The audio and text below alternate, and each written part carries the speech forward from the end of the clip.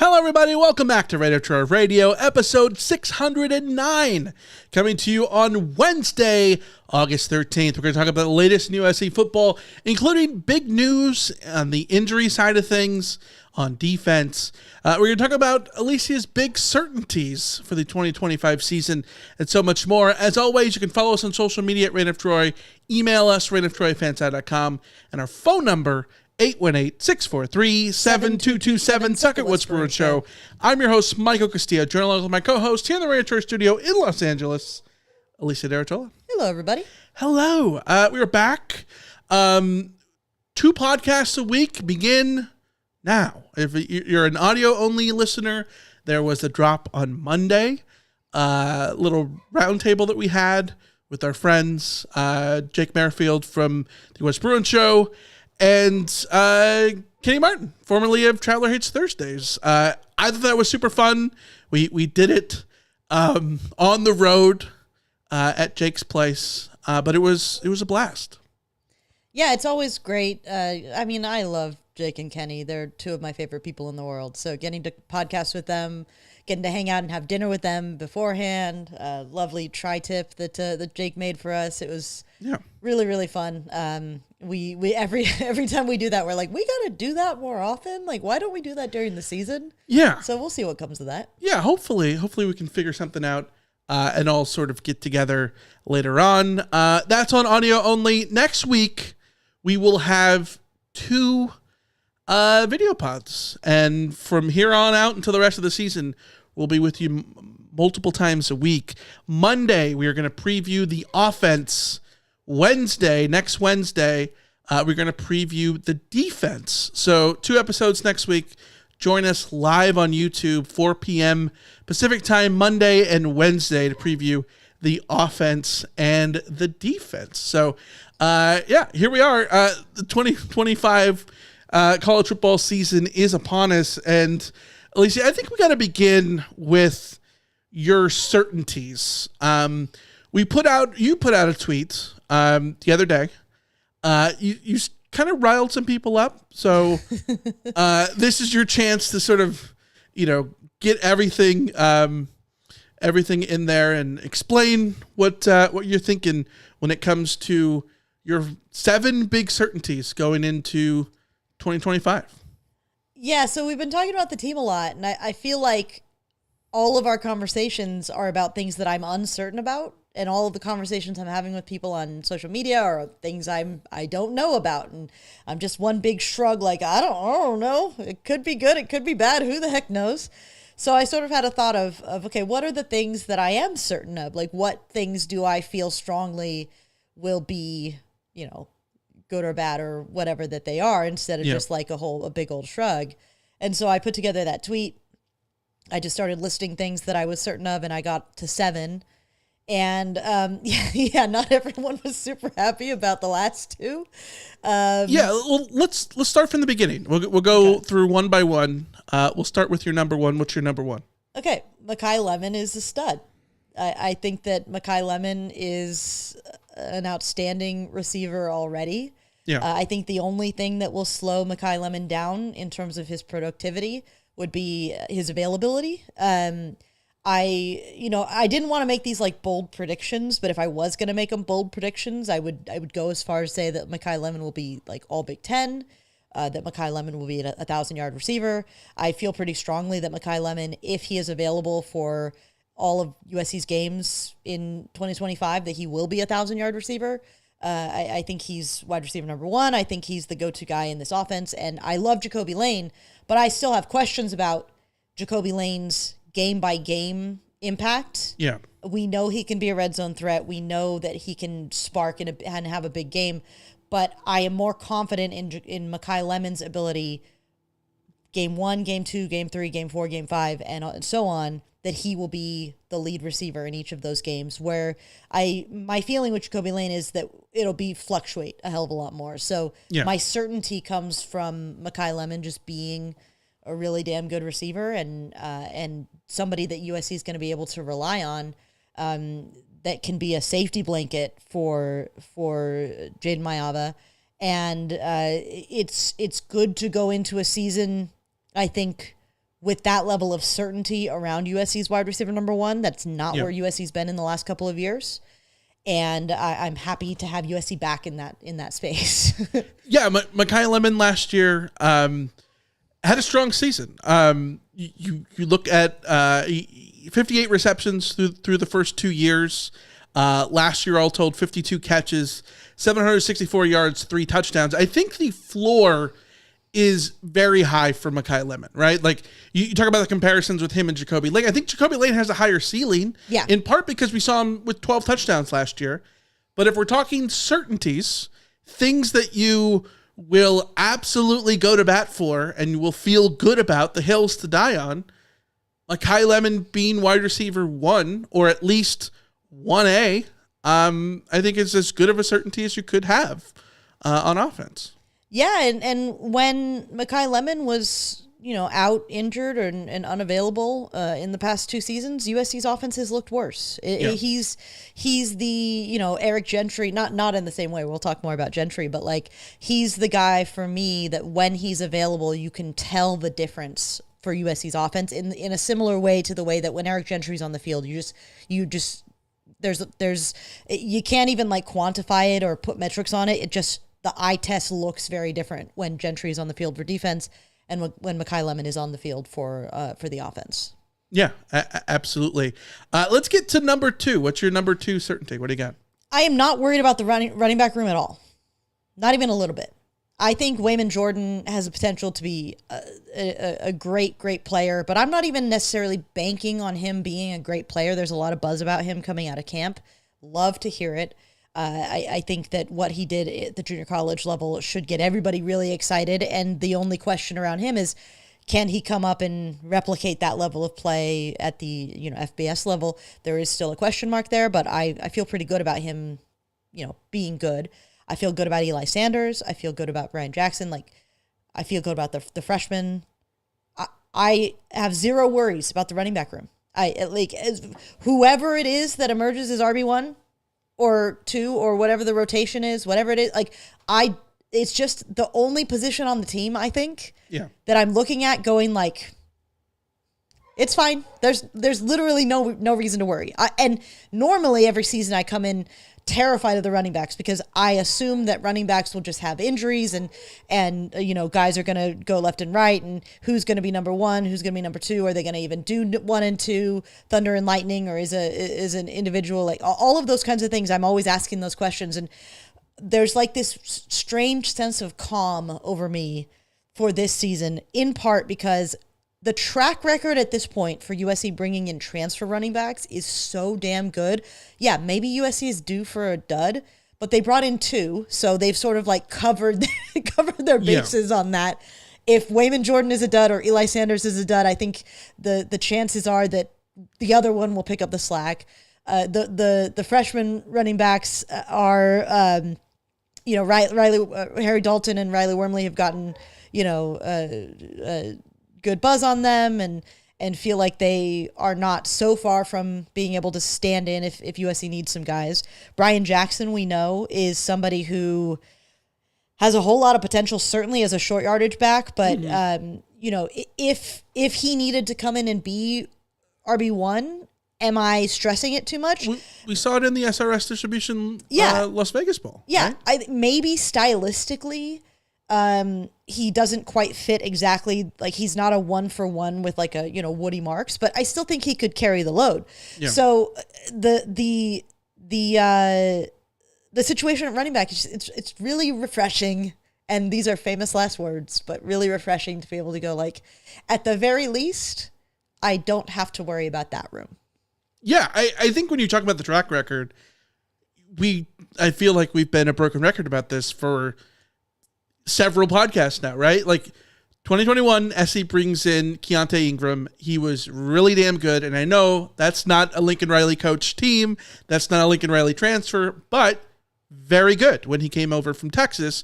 2022, you had a couple of dudes come in, Austin Jones from Stanford, Travis Dye from Oregon. 2023, you had Marshawn Lloyd from South Carolina. Last year, it was Woody Marks from Mississippi State.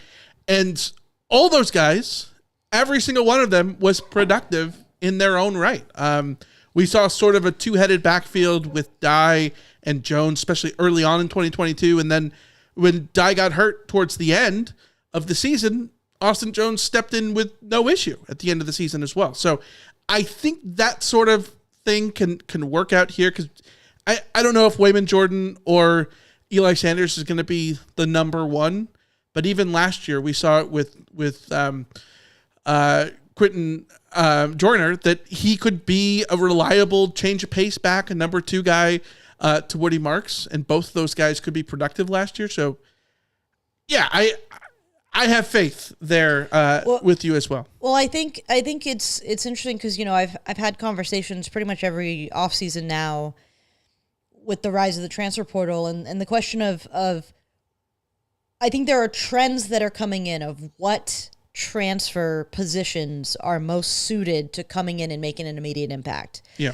And we've talked about the offensive line and being skeptical about offensive linemen being able to transfer and immediately click. Mm-hmm. But with running backs, I think the evidence at USC is very strong.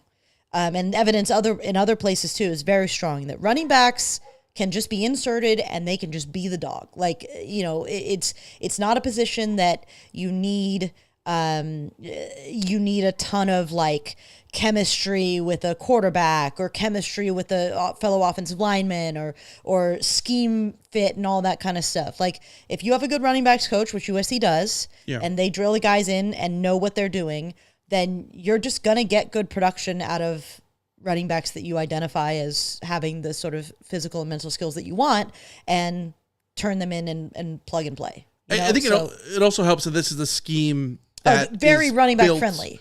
To be running back friendly. And we've talked about this before, like SC on a per carry basis is an elite running team. Yeah. They don't run the ball a million times, and that's probably a big part of it. They're running in the light boxes a lot. But on a per play basis, they led the Big Ten in rushing last year, yards per carry, right? Well, so they could run the ball a lot more, and yes, it would hurt the average just mathematically. Right. But they could run the ball a lot more and still have a lot of success. That's the run scheme is very good. And that's one of the most frustrating things about Lincoln Riley is his run scheme is so good. And I get that a lot of it has to do with the look, but to my eye, I'm watching games and like, there are light boxes. Why is USC not running? Because I choose not to run. So. Yeah. What is number 3? What's your number 3 certainty? What do you got? I think in the number 3 category, it's like I see somebody on Twitter, so you're really going out on a limb on a lot of these. Like, yeah. I mean, they are what I'm certain about, and so they're kind of be limited in terms of how crazy I'm going. But the defensive line will be improved significantly. I think that, I think we've talked about the defensive line and how last year it felt like they were treading water given the depth, given the ceiling of the players available. And again, I want to repeat, I think the defensive line did a very admirable job last season for the tools that they had in their toolbox. This year, it just feels like the toolbox is much stronger. And it's not just the transfers. Obviously, Keyshawn Silver, huge transfer to get in there. I'm really excited about Ja Jarrett and what he can end up doing. Just those two guys alone physically plug into that group and make it much more formidable. But you also look at the guys that USC have brought in and are in the they're kind of in the same era as the offensive linemen that we talk a lot about, like that USC really needs a bunch of second-year offensive linemen to step up and start being those guys. And my skepticism about whether or not that's going to be a reasonable ask for them because it's the offensive line. Defensive line, I don't expect the same. I mean, obviously you need your guys to develop, but it's not the same as offensive line for me. It's more about a physical development. Yeah. And the physical development that we've seen from USC's defensive linemen, from the redshirt sophomore defensive linemen, is so strong at this point that I feel very confident in the depth in this room in a way that I haven't in a while. You know, Devin Tompkins is a guy who's continued to physically transform, who plays above his weight, in my view, and is now a veteran sort of leader on this group. The transfers are, I think, going to be awesome. Like Jide Abasiri has got some playing time as a freshman, and now he's in that range of now it's his time to come in physically and mentally and be ready to go. Floyd Buchar, the freshman, is getting rave reviews at camp as a guy who might immediately get some playing time here. You know, you look at Kobe Pepe being back, big-bodied guy, big reserve body that USC is able to have, and not just like a secondary reserve. Like he's probably like third behind some of the bigger bodies in front of him, but that's a good thing because you have room to rotate, you have room to fill guys in and not necessarily have to be reliant on one guy being available to you. You have a bunch of guys that are available to you. I just think they've brought in a bunch of guys over the last few years that have now had a little bit of time to develop, that are being coached up really well, and that this group, I think should just, the ceiling on this defensive line is so much higher than it's been for USC in the Lincoln Riley era. That, and knowing what we saw from that group last year with limited tools, now you have a toolbox full of tools. I'm excited to see what they're going to be able to build there. Yeah, and I think that you look at the size that SC brought in, whether you're looking at, Keyshawn Silver, Josh Jarrett coming in from Georgia. SC had bodies last year, but I think that this is taking it to a different level, right? Silver is 330 pounds, right? Josh Jarrett is 360. Bear Alexander was someone who was supposed to be really impactful last year, and he ultimately wasn't. He didn't play most of the season because he ultimately ended up transferring to Oregon. Jamil Muhammad, a guy who SC sort of relied on as a producer up front in 2023, last season had 1.5 tackles for loss. SC's got a lot of room to grow on the defensive line. They didn't have much production at all. You look at the tackles for loss leaders on this USC defense last year. 4 guys had 5 tackles for loss. How many of those are on the front line there? 1, Braylon Shelby with 5. And he sort of came on later in the year to get himself to 5. Eric Gentry led the team with 6.5 through 4 games. Didn't have one in the SRS Distribution Las Vegas Bowl, but had 6.5 through the first 4 games before he got injured. Kamari Ramsey with 5.5. But yeah, you look at Jamil Muhammad, didn't necessarily produce. Anthony Lucas got hurt early on and ended up not recording a tackle for loss all year. There's a lot of room to improve, to be significantly improved without still being an elite defensive line, which I think is really beneficial to the defense in the sense of like, they can take 2 steps forward and the expectation still doesn't have to be that they're the Georgia defensive line, right? Like, yes. Yeah. Like, obviously you want Georgia's defensive line, but like, you don't have to be that good to be significantly improved, because the bar was low last year. Yes. And they were still a productive defense last year, all told, just not in terms of, I guess, production stat-wise, in terms of making negative plays. Well, they were a productive defense with a defensive line that was, not winning too many battles. I think they were, like, it was a war of attrition a little bit for the defensive line. It was just like, just don't be terrible, was the way that we were looking at this defensive line. And I think they somewhat achieved that to a point. But yeah, this year, I think the size thing is just, you can't understate this. We went through the last, I mean, how many handful of years where we would look at the defensive line and go like, how many guys are 300 plus? Like maybe 1, maybe 2. Now the majority of USC's defensive linemen across the board are in the 300-pound range. And like, talk about like Devin Tompkins. Devin Tompkins was starting at like 275. And he was he was not out of place in terms of his size up front. And now, and as an interior defensive lineman, by the way, and now USC's defensive ends are now more in the 280 range. and the interior linemen are no less than 290, 295, pushing 300 among those guys. So that the line as a whole has gotten so much bigger, which will allow them to just eat up more. Mm-hmm. It will open things. Yeah, open things up for the linebackers. Yeah. And then the question mark on the defensive line for me has just a lot to do with, can those edges be more productive from a pass rushing perspective, because last year wasn't cutting it. Yeah.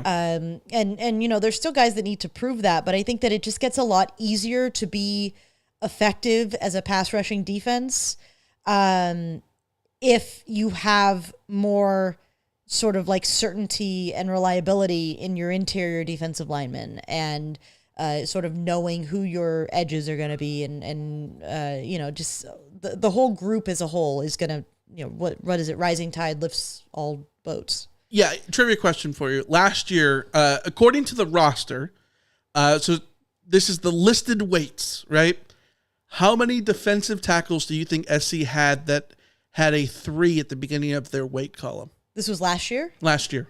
How many 300-pounders? Bear. That's 1, 315. Well, Kobe Pepe has always been 2, above 315. I know that Abasiri was not at, he was like at 290. 290. Cash Amos maybe would have been 300. Cash Amos was at 299. Carlin Jones, 310. So 3 guys last year. And you look at it this year. Josh Jarrett, 360. Keyshawn Silver, 330. Floyd Boucard, 305. Brendan Cho, 300. Carlin Jones, 310. Kobe Pepe from 315 last year to 340 this year. And then you got Abasiri and Cash Jacobson who are at 295. Yeah. Cash Amos at 290. And so this reminds me, not to compare this to the video game stuff, but like there's a lot of flexibility with those defensive tackles, especially when you look at Jakeem Stewart out wide at defensive end at 290, right? Like these are guys who can play in different spots on that defensive line. You have sort of flexibility, right? Like Josh Jarrett can play one role and the other guys can play a different gap, right? Like I think that gives you flexibility if you're Denton Lynn to have different archetypes, right? Like that gives you way more flexibility than last year when Bear Alexander was your biggest dude and Bear Alexander was not a true nose tackle, right? Yeah. Yeah. And now you can plug a hole with Josh Jarrett and still have someone like a Jakeem Stewart come off the end, even at 290, sort of like a Leonard Williams, where like this guy is built like a 3 technique, but he's really coming off the end as an odd man front defensive end guy, right? So like, well, when was the last time USC had a true nose tackle? I mean, we've talked about this before. It's got to be Stevie T, right? Like, I know that like Brandon Peely, he wasn't a true nose. He was more like the Bear Alexander. Like he wasn't a space eater, right? He was big size, but not that right.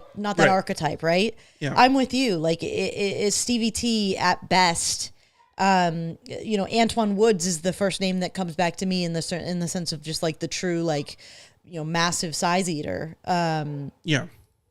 So it's just big. I mean, Keyshawn Silver being a veteran nose tackle in there, and then Josh Jarrett coming in as the guy who you hope really comes along and starts to reach his potential. Like it is very different to have those bodies in there. Yeah, absolutely. Let's get to number 4. All right, number 4 is Kamari Ramsey is a star. Kamari Ramsey is not a household name. He should be. I think he will be. I think he is an incredible player who the only thing that might hold him back in terms of national recognition this year is this chatter that he might be moved around a little bit on defense. We're going to talk a little bit about the injury that happened at nickel coming up, but there's talk of like Kamari Ramsey maybe playing nickel, being a little bit more of like that Jalen Smith role where he comes in and just as a jack of all trades kind of safety. which I think is exciting. And I like that a lot. I think he could do a really good job of it. I just think from like a national perspective, it becomes harder for him to draw eyes as like Kamari Ramsey's one of the best safeties in the country. But like Kamari Ramsey could be one of the best safeties in the country. I think he could be really flexible though. Like you could play him out more on the perimeter as a not necessarily the perimeter, but like you put him in the nickel. Yes, he can be out there, but like the plays that you remember last year were the plays that he made in the box. Yeah, like he can be a really productive box safety. The surest tackler I think I've ever seen in my life, and like. He feels like he's going to be in that tier of great USC playmaking safeties, like a Kevin Ellison, like a Talanoa Hufanga, like a Troy Polamalu. I'm not including Taylor Mays there because I think of Taylor Mays as your true deep free safety guy. Yeah. But like as a guy who can come up into the box and make plays against the run, be a sure tackler on third down. Force negative plays, force errors in some sort of way. He's huge especially for a defense that for many years couldn't make a tackle to save their lives, right? Like it is nice going into a season knowing that there is absolutely a rock star in the secondary that I think you can just blindly trust.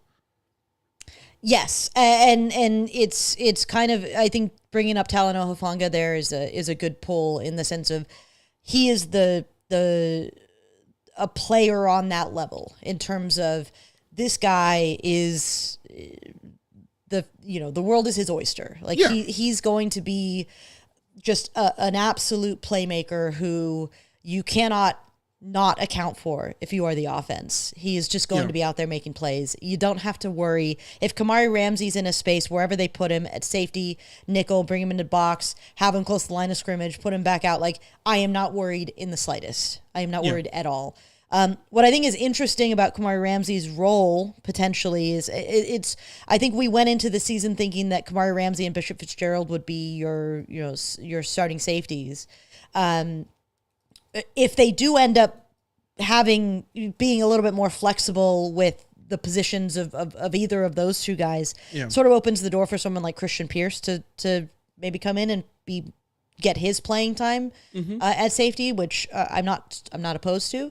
But it sort of creates an interesting dynamic there. But it doesn't really matter where Kamari Ramsey plays. I think he will just be.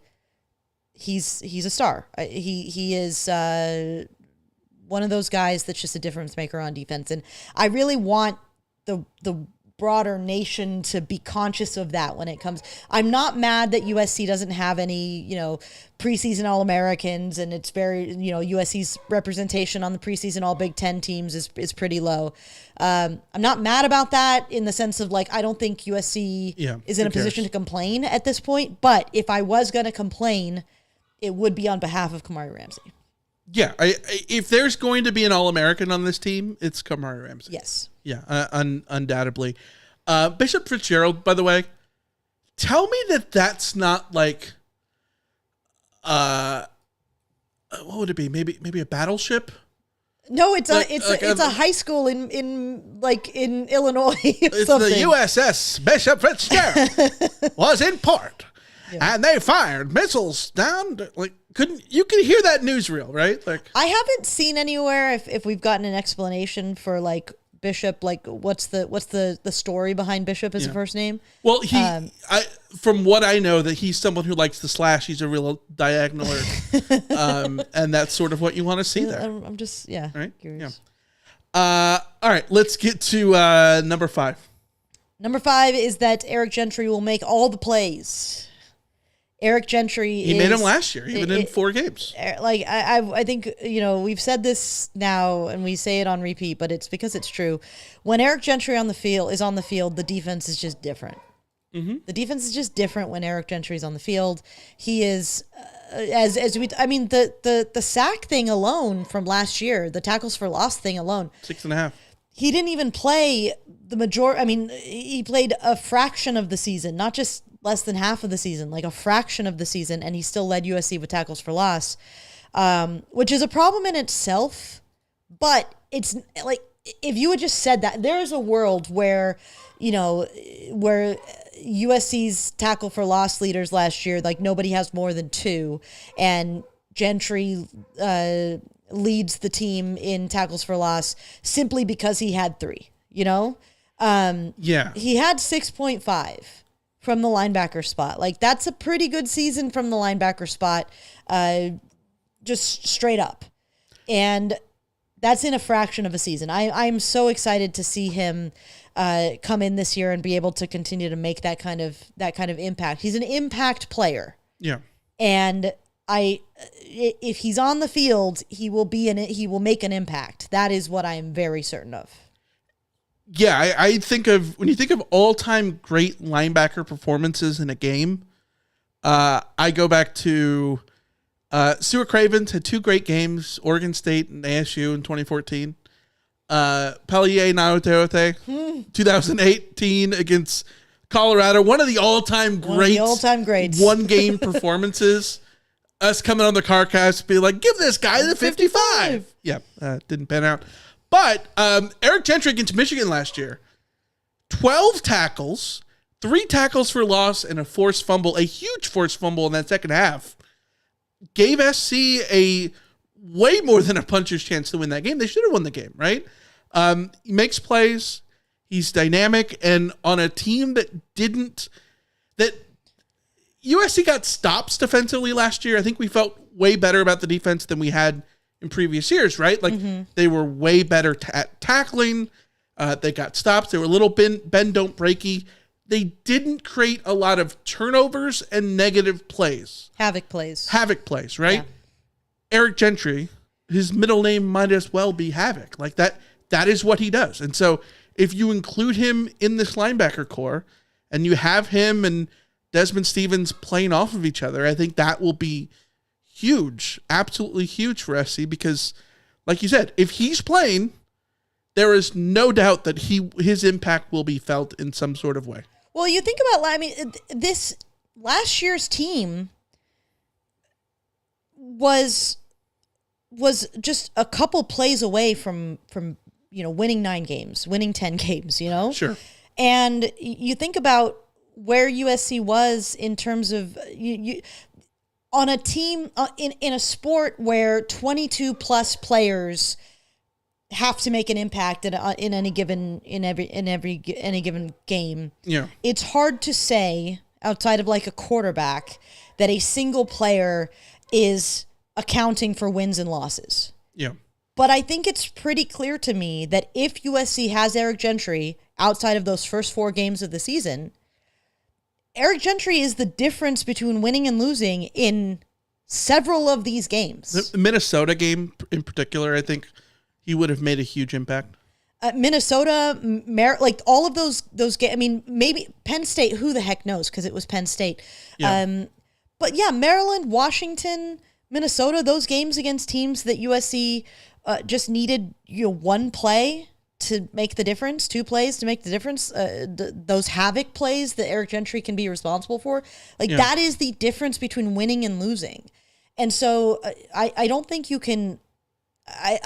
We can't overstate how important it was that Eric Gentry missed. What was it, 8-9 of the 13 games last year? 8 games, and he didn't play in the SRS distribution Las Vegas Bowl, yeah. even though 3 tackles there. What wasn't his biggest performance, but he hadn't played in 3 months, so I'm not going to hold that against him. No. Yeah. All right. Lot of people in the chat saying that we've got. I actually think this is a case of optimistic, Alicia. Yeah.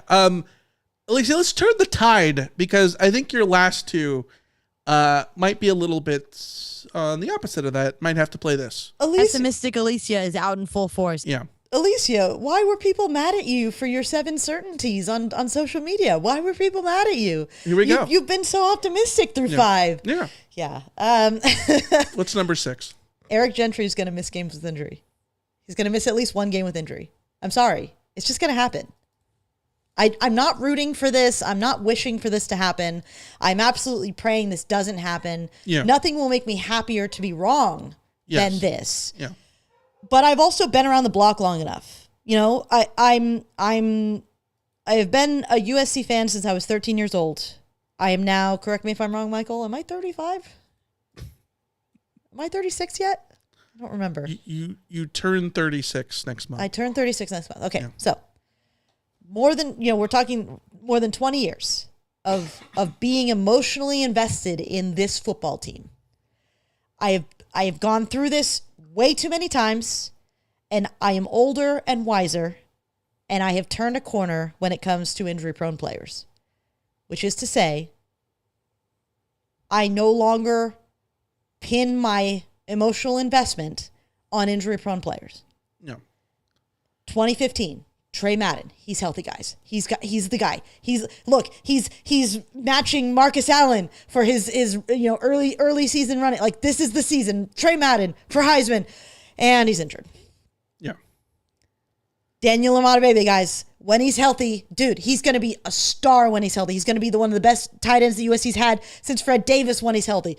This is going to see if they can just get him healthy. He's injured. Wait, he's injured again? Wait, he never got healthy? He's still injured? 3 seasons in a row of the injuries. And those are just like 2 examples. There's a million examples of, like, if they can just keep this guy injured, keep this guy healthy, if they can just keep this guy healthy, if this guy can just be healthy, all of these things every single year. Porter Gustin, if he can just stay healthy. No, he's injured. You know, who were there's been a long string of running backs that are just like, if Alan Bradford is healthy, he's going to be the guy. If CJ Gable is healthy, he's going to be the guy. If, all of these over and over and over again. And it's just like, you have to build in an expectation that if a player has missed a game or two every single season of their college career, 4 years running, then you cannot go into year 5 and think, they're going to play every single game. They're going to be healthy for every single game. I'm sorry.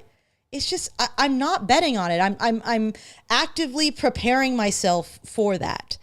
And I get it if people are uncomfortable with the idea of sort of predicting that players will be injured. Unfortunately, this is football, and I think injuries are a part of the game. Yeah. Every team deals with injuries. In fact, part of winning comes down to how lucky. We talk about turnover luck and how there's only so much you can control about that. Like, injury luck plays a significant role in the outcome of any given season across the board. Yeah. Across the board.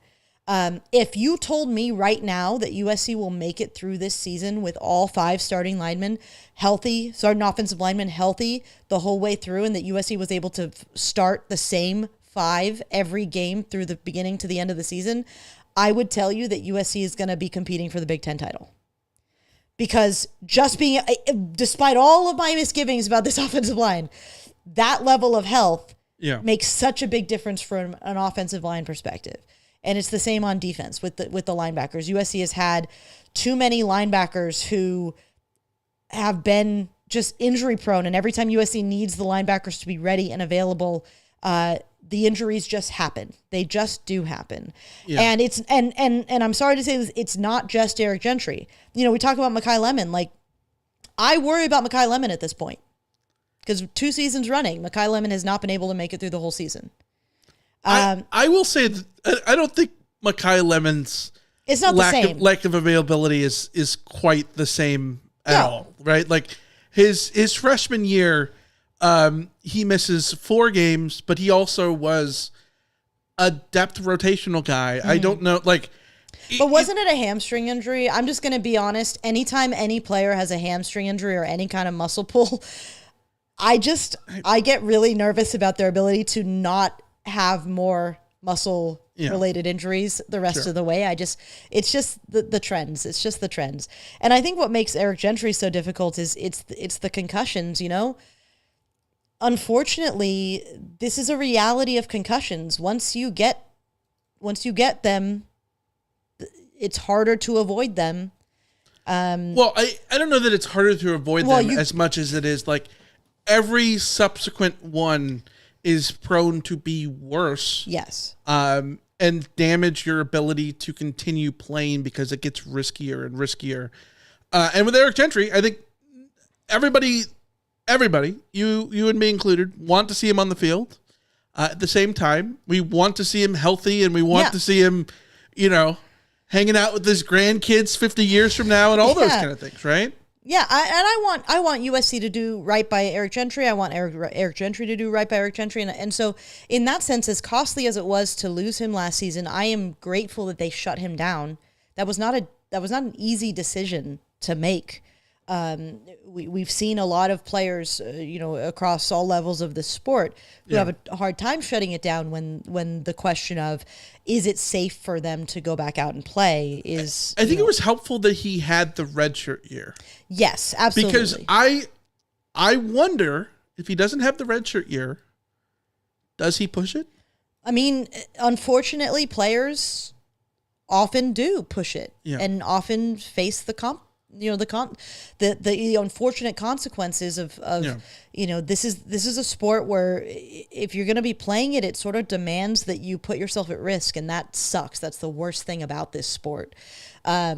So thankfully he did have that redshirt season that allowed them to take a more conservative approach with him.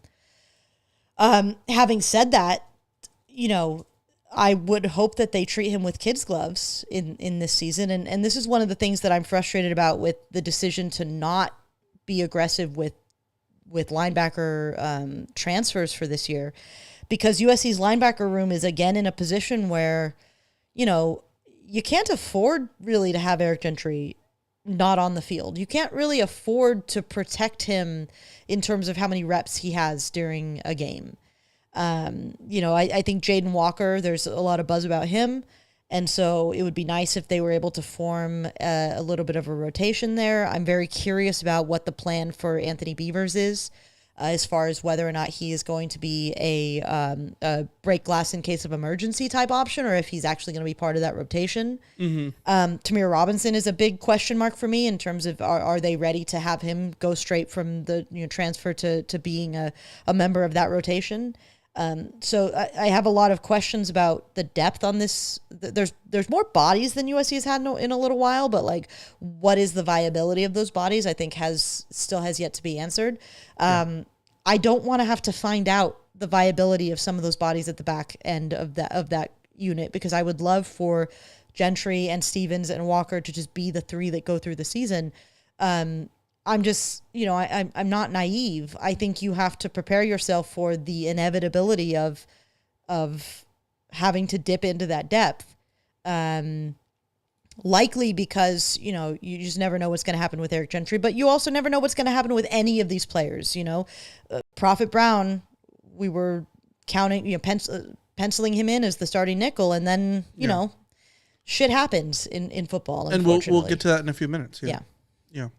All right, what's your last certainty? What do you got? USC is going to regret losing Emmanuel Pregnon, big time. I think this offensive line is. I've talked a lot about the offensive line. It's my biggest uncertainty on the season. Mm-hmm. I want to make it clear that I am not certain that the offensive line will be bad. If I was certain about that, it would be on the list. What is my issue with the offensive line is how uncertain I am about what they will be at all. Yeah. Because I think there is a universe where good coaching and good scouting has put USC in a position where the guys that they have ready to play are ready to play and ready to play at a high level. There is a universe where that's the case. But that universe is not a guarantee, and I think there's another universe where USC is calling on players who aren't ready to, who might have been ready to play next year, or the year after, but maybe not right now. And they don't have a lot of options on this offensive line in case of emergency. For instance, Alani Noah is in a battle in camp right now with Kalon Miller, the walk-on redshirt freshman. You go into the season expecting Alani Noah to be locked in, he's your starter at right guard. And if Alani Noah is not ready for that responsibility, if Alani Noah is not at that level yet, your options to replace him become rather limited. You can start Kalen Miller. If he earns that job, I would, I love a good walk-on story. If he earns that job, then more power to him. I'd love to see him succeed. But there's a possibility that you slide somebody else over. Do you, have Justin Ta'anu'u move over? Do you Ta'anu'u? Sorry, I'll get that right one day. I think Tobias Raymond has played guard. You could slide one of them over and see what happens. But now your depth at tackle is very low. And what happens if Tobias Raymond isn't ready for that responsibility? And what happens if Justin Ta'anu'u isn't responsible for that responsibility? You're juggling a lot of pieces and you don't have a lot to sort of add to the mix. Yeah. That lack of depth is a major concern, and a major part of that lack of depth is losing Pregnon, bringing in Wingfield, having Wingfield be declared ineligible, and just the dominoes that have fallen there have left USC in a really tenuous position. Now, I don't know the inside story on Pregnon. There's talk of like USC gave him a deal and then he reneged and wanted more. There's talk of tampering that may have happened or didn't happen. There's, did USC have an actual chance to bring him back, or was his mind made up to leave? I don't know. But I think that when all is said and done, we will look back at this season and say that if USC had aggressively made it their mission to make sure that they weren't going to lose Pregnon, that the season would end up being more positive. Yeah. Because I do think the offensive 100%. Line, chances are the offensive line will be a problem, whether it's a season-long problem or a problem in a game that USC loses specifically because that's their problem at that moment. Whatever it comes down to be, the offensive line is very likely to be a problem that costs USC games this year. Yeah. And Pregnon could have been potentially the difference in that. Yeah, 100%. SC was able to manage the offensive line last year. Certainly was a problem often, right? It was a problem against Michigan, but they were able to sort of mitigate that, especially in the second half against Michigan. But they had Jonah Monheim, who has been exceptional for the Jags so far in the preseason. They had Manuel Pregnon, and those are two guys who are no longer here. And now sort of SC has to sort of put together an entry for this season that has SC's offensive line sort of as an underdog. And Alicia, I don't know about you, but that kind of reminds me of what's going on with Underdog Fantasy. Because, in baseball, the season is coming down to the wire. And yes, I know it's August. The Angels have nothing to do with it. I'm sorry. Typical August, right? But rude. Everybody else is competing. The Cubs might be trash lately. That doesn't mean that you can't be optimistic or pessimistic over at Underdog Fantasy, which is my favorite daily fantasy app. Underdog has more than 100,000 five-star reviews, millions of players. Join the masses and download the app today. I am super excited because, as you know, the podcast resident ball knower and pessimistic Cubs fan, I am having a blast on Underdog this week. Kyle Tucker, stat projection of 7.5 fantasy points. I'm going lower. Pete Crow Armstrong struggling at the dish. Combined 1.5 hits, runs, RBIs is the projection. I'm going lower. This week against the Blue Jays tonight. You can go over on Underdog Fantasy. Pessimistic Michael is in full I know, effect. but hey, Underdog Fantasy, you can be pessimistic. It's higher or lower the stat projections, baby. You can play as little as $1, and if you get everything right, you can win up to 1,000 times your money. So turn $1 into 1,000 just by knowing ball. You can take advantage of that optimism or the pessimism. Just download the Underdog app and sign up with promo code Reign of Troy to unlock a special offer of up to $1,000 in bonus cash when you make your first deposit. That's promo code Reign of Troy, all one word, Reign of Troy. You must be 18 plus, 19 plus in Alabama and Nebraska, 19 plus in Colorado for some games, 21 plus in Arizona and Massachusetts, and present in a state where Underdog Fantasy operates. Terms apply. Concerned with your play, call 1-800-GAMBLER. Visit ncpgambling.org. In Arizona, call 1-800-NEXT-STEP or text NEXT-STEP to 53342. In New York, call the 24/7 HOPE line at 1-877-8-HOPE-NY or text HOPE-NY. Alicia, it is time to get to the news.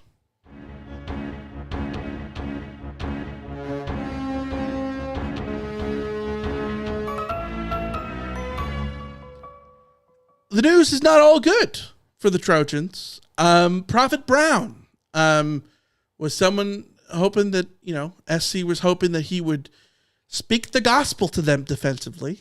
And Prophet Brown, unfortunately, going to have to miss half the season. This is according to Lincoln Riley last week, announced to the media. Chris Trevino posted that on Twitter. Lincoln Riley announces that senior defensive back Prophet Brown has suffered an injury and will miss at least the first half of the season. Brown, the projected starter at nickel, was seen in crutches at practice. Alicia, this is not good.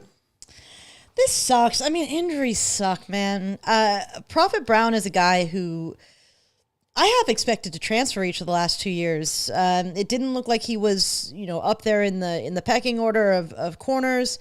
And I had been excited about him when he came to USC as a recruit, and I had high hopes for him, and he was just not breaking through. And so I sort of assumed, like a lot of guys, that if they don't break through, eventually they get to a point where they move on. Yeah. Prophet Brown stuck around, and it was going to pay off for him. He was locked and loaded for that nickel spot. And I was excited to see what he could do in that spot. And, this injury just sucks. Hopefully he'll be back for the second half of the season, but you never know. You never know how long it'll take for him to get fully recovered and then also get fully back up to speed, and what USC's sort of defensive depth chart will look like at that point, and whether or not he's going to be able to go back in and recommand a starting job. I really hope that he's able to get through this quickly and hit the ground running. But man, that just you hate it. You hate it. And unfortunately, This is, spring camp, fall camp. These are the realities. There's always somebody. There's always a projected starter. Injuries. It's just, like we've said, it's part of the sport. It's part of the game. Yeah. And you got to cross your fingers and hope that you avoid as many as possible. And that the guys who do get injuries, like at least with Prophet Brown, it's like it's not a season-ending injury. So plus side there. But as an injury predictor yourself, this one I think stings, right? Because it's a position of need. I think, SC secondary, if we're talking about, my list of certainties, one of them would have to be that the secondary is probably going to be one of the leading units on this team. They were last year, right? But Jalen Smith is gone. You lost some key guys at corner, and Prophet Brown, DeCarlos Nicholson, those are guys that were going to, absolutely step in there. And DeCarlos Nicholson has been turning heads in camp by all accounts.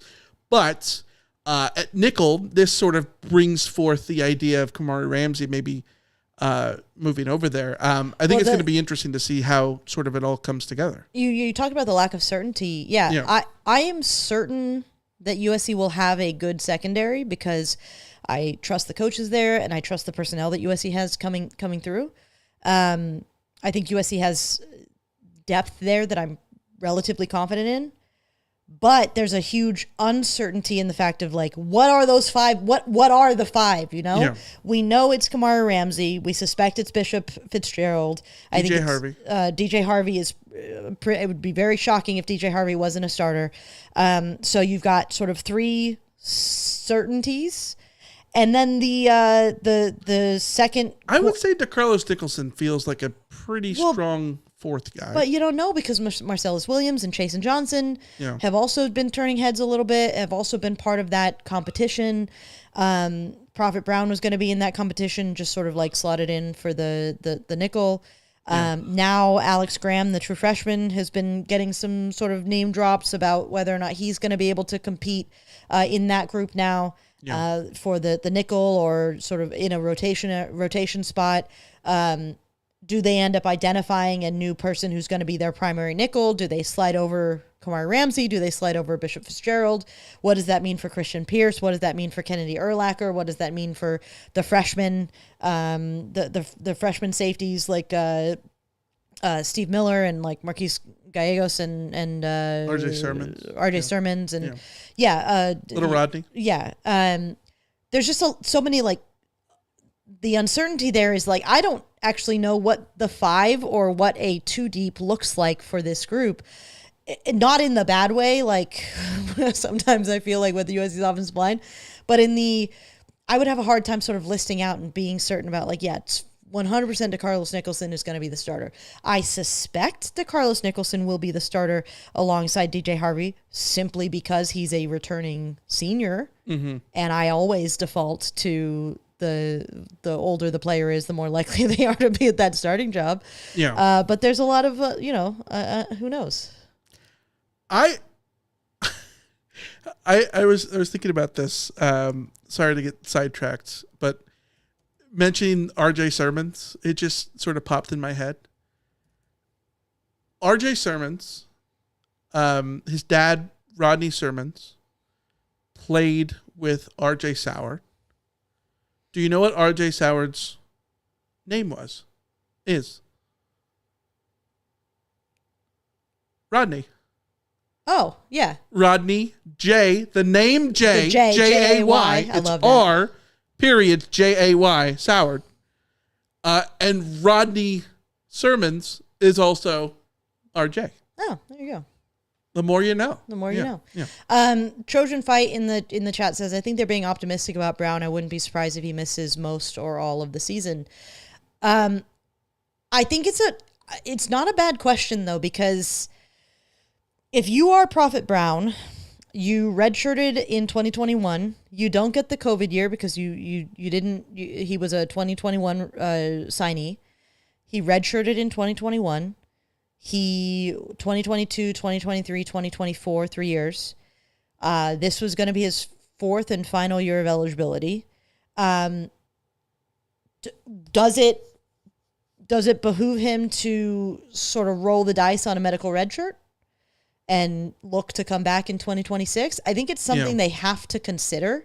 I think it's, I don't know what's going on in his brain or what he sees for his future, but it's definitely something I pondered, that there's a universe where, depending on how long it takes him to get back, depending on the severity of the injury, and we just don't know we don't know even, what the injury exactly is. Yeah.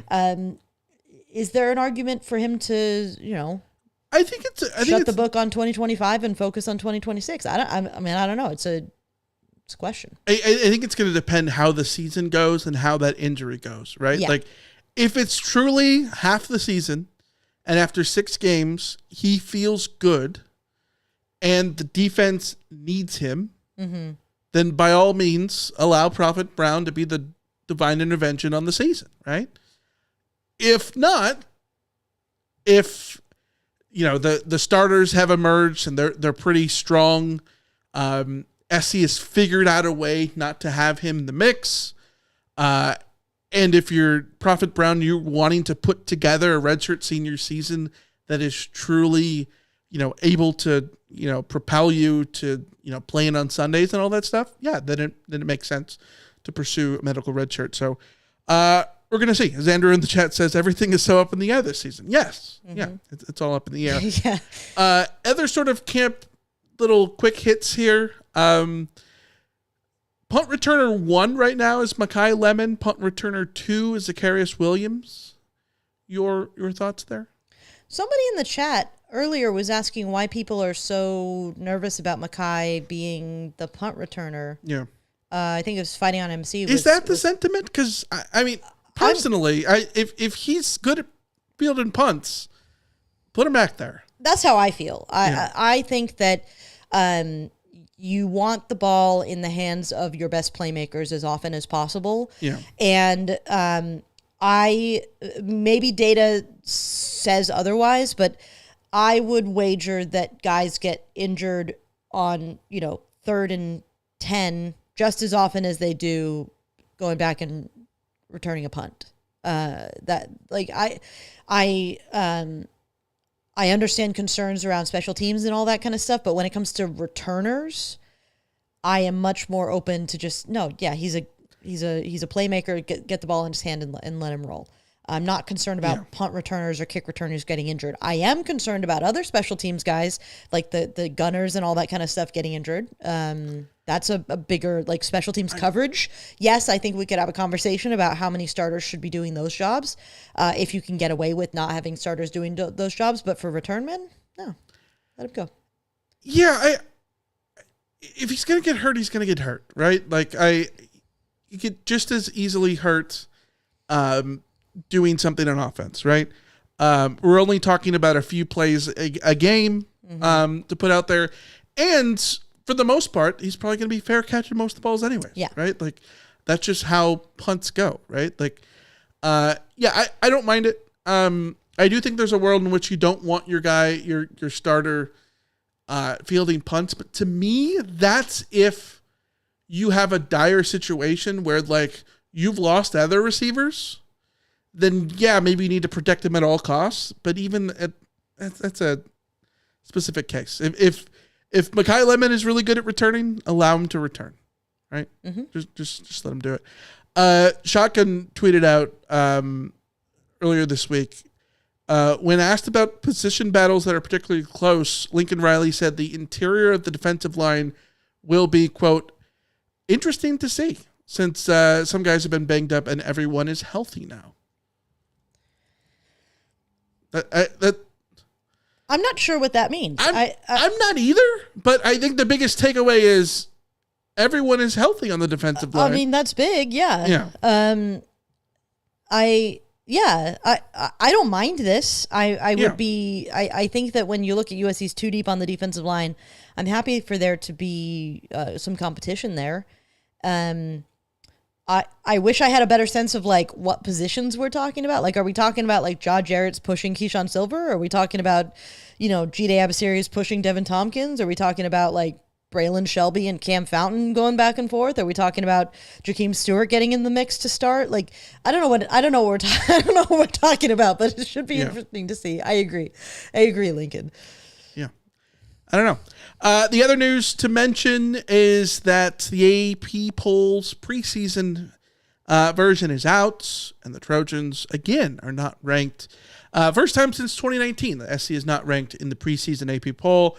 The Trojans are 30th. They are 5th in the others receiving votes category of names. SC was 29th in the coaches poll.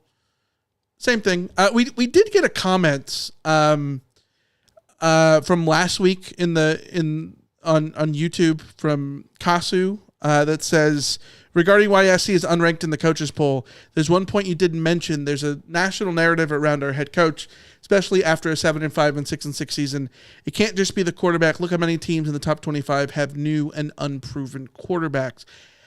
Yeah, I absolutely. I would also say that the SC is coming off of a 7-5, 6-6 season, so I think there's pessimism about SC as a program, and that includes Lincoln Riley because he's the coach of the program, right? I think that you look at it in 2022, SC was coming off of what were they in 2021?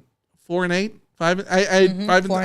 4-8. I removed that season from my brain, right? Mm-hmm. And yet they were still preseason number 15 in the AP poll or whatever it was, and that was in part because of the trust in Lincoln Riley, the trust in SC's transfer class, and SC finished the season ranked just about there after losing the Cotton Bowl. So it proved to be correct, right? But in part, there was a lot of trust in Lincoln Riley. I think that right now, I think it's less about SC's spot is less about specifically Lincoln Riley or specifically the lack of a true returning quarterback that played all of last season, then SC was 7-5 and 6-6. And yes, a big part of that is because of Lincoln Riley.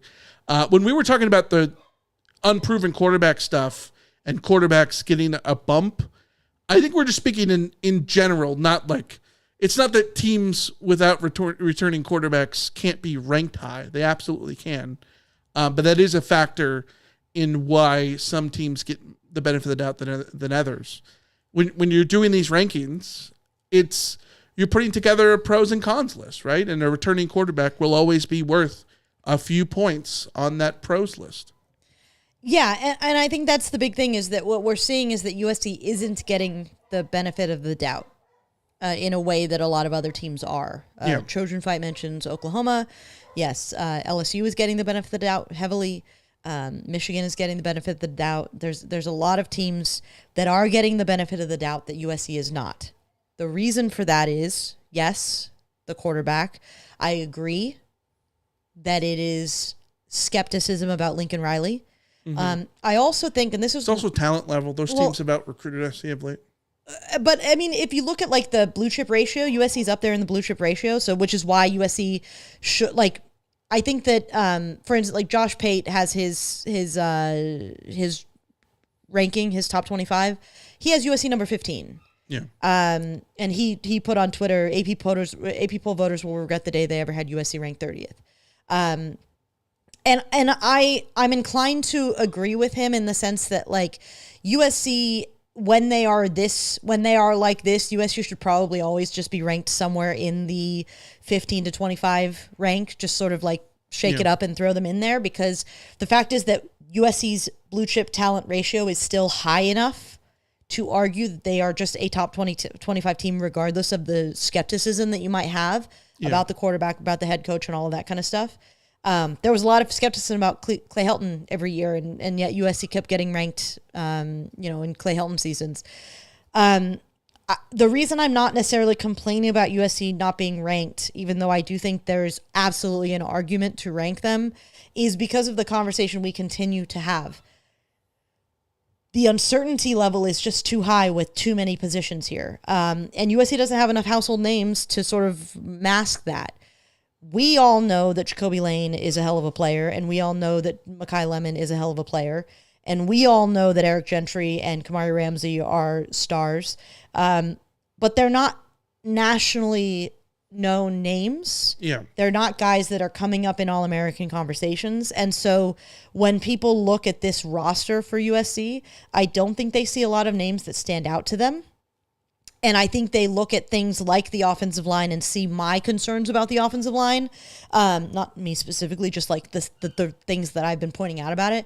And they think to themselves, like, well, I'm not going to bet on USC dealing, with this offensive line question, with the way that they lost games last year, all this kind of stuff. So there's a lot of reasons to doubt USC, and those are fair reasons. I also think that the level of doubt relative to what other teams are getting away with in terms of expectations around them is USC is getting the short end of the stick there when it comes to the rankings. I agree with Pate that, I think USC is more likely to end up the season being a top 25 team than not, is what I'll say. So let's preface everything that I say about USC for the record. It might sound doom and gloom sometimes, but like, preface this from the perspective of, I expect USC to finish the season ranked. It's, for me, the doom and gloom comes in, is USC ranked 20th? Yeah. Or is USC ranked 10th? There's a big gap there, and some of these questions that I have are the ones that sort of bring that gap to me. But you look at some of these teams that have lost a lot of guys and that have a lot of question marks that are getting ranked, way up there, like the Floridas and the Oklahomas and the Texas A&Ms and all of these, Tennessee. Like I think that there's buzz about those teams for different reasons. Yeah, Florida. Yeah, their record wasn't great, but they also had a solid second half of the season. And there are people who think that DJ Lagway is the best quarterback in the country. So, yeah, and then Oklahoma got the best quarterback in the portal, transfer portal. Right? And LSU has Garrett Nussmeier, who has the potential to be one of the best quarterbacks in the country. Yeah, and I think SC just lacks an off-season buzz story. Because the things that we're excited about USC football are not the things that give randos in Terre Haute the vapors. Yeah. You know what I mean? Yeah, exactly. Yeah, like you said, Kamara Ramsey just nationally an unknown, unfortunately. And SC didn't bring in a Caleb Williams, right? Like in the transfer portal in terms of a name brand. I think Bishop Fitzgerald and Keyshawn Silver and Josh Jarrett and all those guys, DJ Harvey, Jason Johnson, I think those are guys who will absolutely pay dividends in some sense this year. But were they guys that were making the New York Times in a story? Probably not, right? Yep. But there probably was a John Mateer article, especially this week. Yeah. Oh, very much so. In the New York Times. Yeah. Yeah. Let's wrap this thing up with a mailbag. You've got mail. All right. We got an email from Tony. Michael, Alicia, this is Tony from the Nora, PA. Hey, I caught your podcast last week. You guys were talking about the depth of the offensive line, and Alicia was very concerned, especially having a couple walk-ons that we might need to step in and get serious playing time. Alicia, I say don't worry so much because you never know when a walk-on becomes one of the all-time greatest walk-ons in the history of college football. Not only that, then he goes on to become an NFL and Pro Bowler, 6-time Pro Bowler, Butkus Award winner, a Super Bowl champ, and he still holds the sack record for the Green Bay Packers, none other than Clay Matthews III. Alicia, don't fret so much. We're going to be okay. Also, the injury to Prophet Brown was horrible news. Hated to see that. Hopefully he can get back by the second half of the season. Fight on, Tony in Denora, PA. Alicia, come on. The SC is, due for another Clay Matthews, and Lincoln Riley's due for another Baker Mayfield here. I would love it. And honestly, all due respect to give some respect to Kalon Miller, I think that he is the type of walk-on who could end up being that, shock surprise that nobody saw coming, because he was a defensive lineman that is now converted to offensive line. And so, maybe the scouting on him as a defensive lineman wasn't, looking at him as a big time prospect. But once he changes position and goes to offensive line, maybe finds his spot, uses his sort of size and strength to become a really good player there, I think it's entirely possible that he ends up being a really good player. It's also entirely possible that he's a walk-on for a reason. Yeah. And that walk-ons tend not to be in your two deep because walk-ons tend not to be in your two deep for a reason. Yeah. Give me the next Clay Matthews, please. I'd love it. Sign me up for that yesterday. I just pulled up an article that NCAA.com put out there, 18 of the best walk-ons in college football history. I'm just going to read off some of the names here. Stetson Bennett, Baker Mayfield, Matt McGloin, Hunter Renfro, Jared Abadaris from Wisconsin, Clay Matthews, J.J. Watt. There's a lot more guys on the list, but those are some of the big hitters name-wise. Do you see a recurring theme with any of those guys? Undersized white dudes.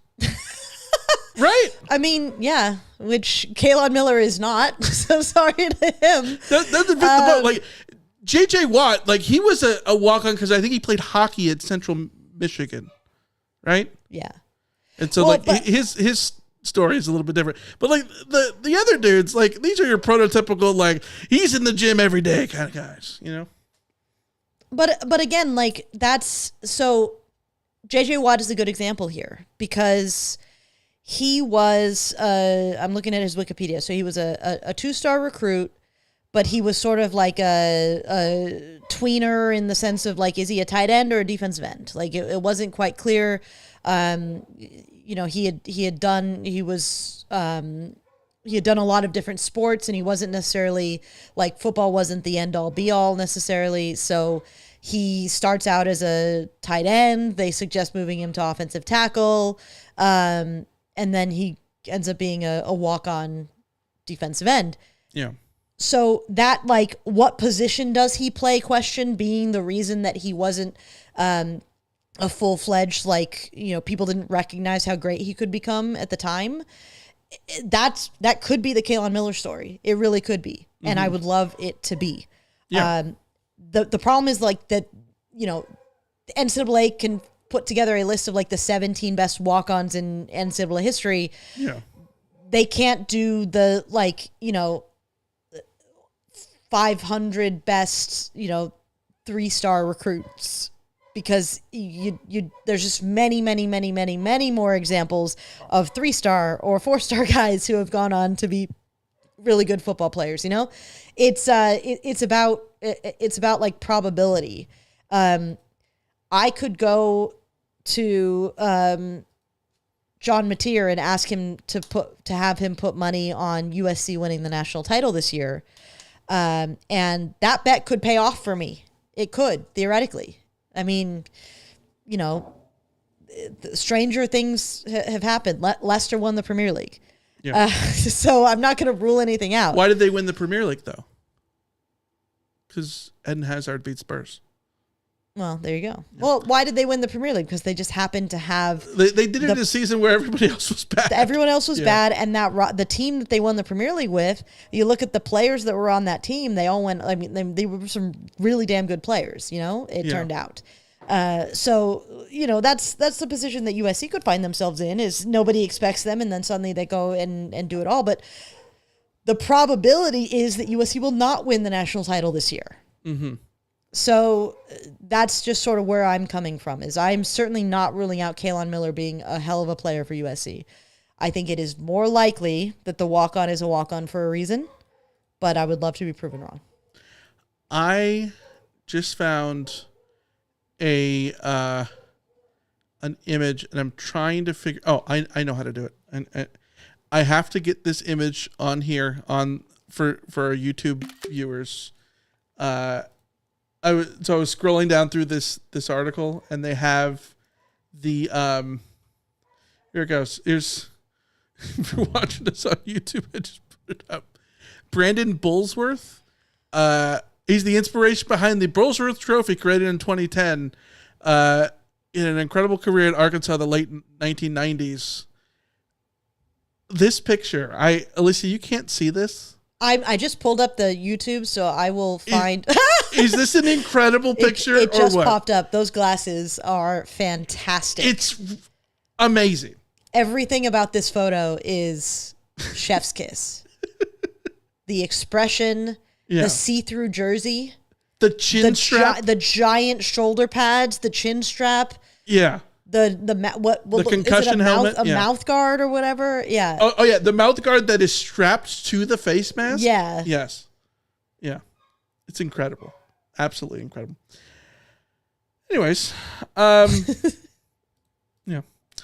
We'll wrap up there. We'll be back Monday to preview the offense, USC's offense, led by Jaden Mayava, and Makai Lemon, Jacoby Lane, a very exciting running back room, Wayman Jordan, Eli Sanders. We'll get into that on Monday, 4 p.m. Pacific, live on YouTube on Monday. And then Wednesday, same time as we recorded now, Wednesday, 4 p.m., we're going to do the defense. So the offensive preview, the defensive preview, and then the following Monday, Alicia. Surprise, like it's crazy that it's already here. But the following Monday is going to be our season predictions episode, the 25th of August, and 2 weeks from today. It's our first game preview of the year.